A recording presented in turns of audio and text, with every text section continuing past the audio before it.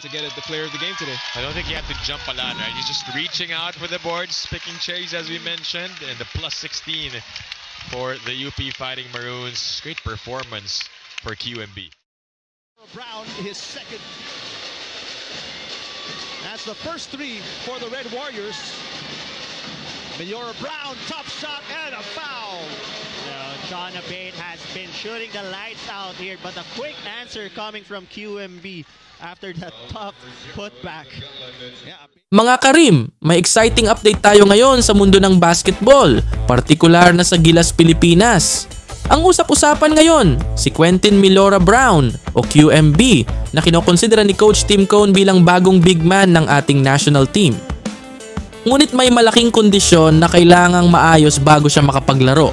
Ano kaya ito? Yan ang aalamin natin ngayon.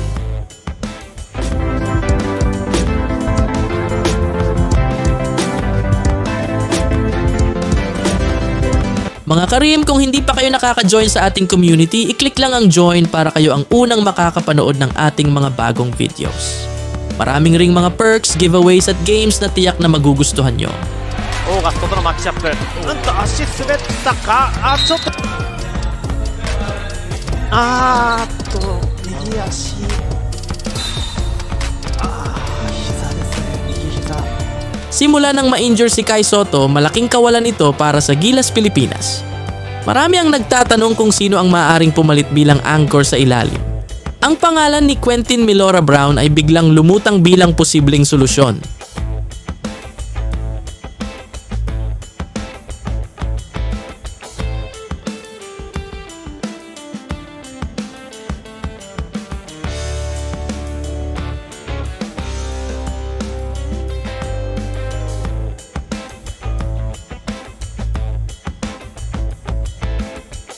Sa height na 6'10 at husay bilang legit center, kitang-kita ang potensyal ni QMB na magbigay ng malaking impact sa laro ng Gilas.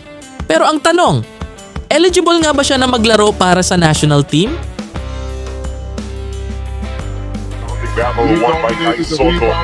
And we can expect to see a motivated Justin against New Zealand in the single. That one blocked by Brownie and then the JB pocket back. Soto regained possession and he converts with a foul. Earlier on, we saw Kai Sotto post. As Kai Sotto working against Wardenberg. Si Quentin Millora Brown ay isang Filipino-American na lumaki sa US pero may dugong Pinoy. Naglaro siya sa Vanderbilt University sa NCAA kung saan siya nakilala bilang isang dependable na player, lalo na sa depensa at rebounding. Narito ang ilan sa kanyang mga highlights.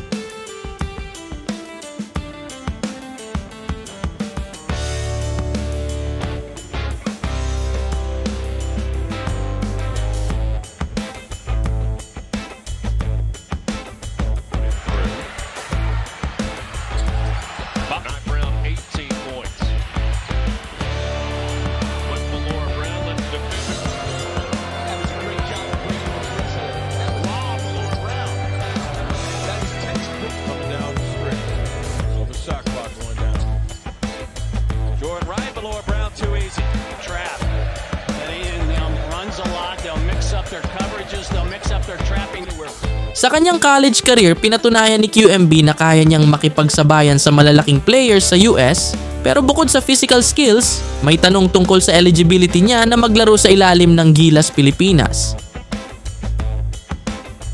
Ang eligibility ni Quentin ay nakasalalay sa kanyang Philippine passport. Ayon kay Quentin, nakuha niya ang kanyang Philippine passport bago siya maglabing-anim, alinsunod sa dating FIBA rules.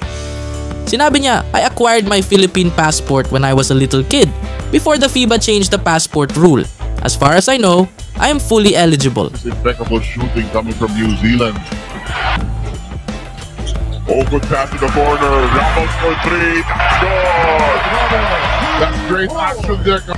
High inside. Soto. Extra down so hard over Burns.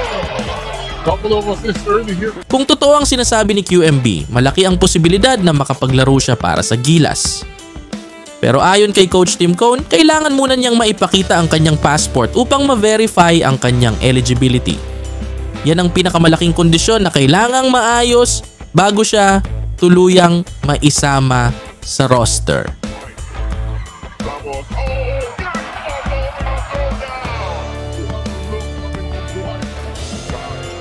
Reads it well. Too far down low. He converts.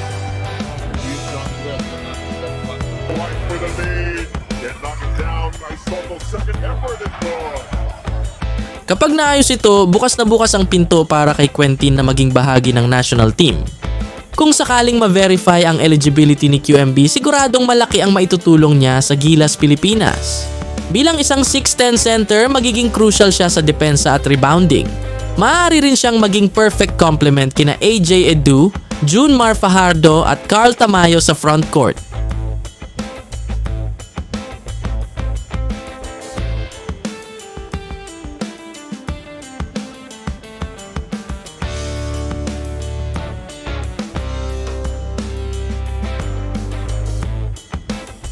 Sa international tournaments tulad ng FIBA Asia Cup, kailangan natin ang malalaking players na kayang sumabay sa mga big men ng China, Japan at South Korea. At sa nakita natin sa laro ni QMB, kaya niyang maging game changer sa ilalim.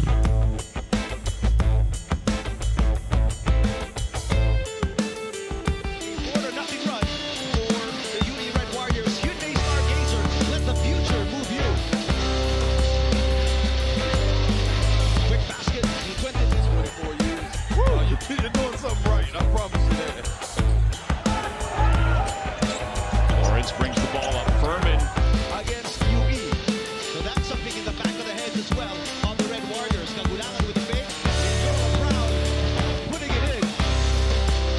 Mga Karim, mukhang magiging exciting ang future ng Gilas Pilipinas sa posibleng pagdagdag ni QMB. Ngunit, nasa kamay niya pa rin ang pagpapakita ng tamang dokumento upang tuluyan siyang maging eligible. Ano sa tingin nyo? Excited na ba kayong makita si QMB sa Gilas Pilipinas? I-comment nyo ang inyong opinyon sa baba at pag-usapan natin. Huwag kalimutang i-like, i-share at mag-subscribe para sa iba pang updates tungkol sa Gilas Pilipinas at sa mundo ng basketball.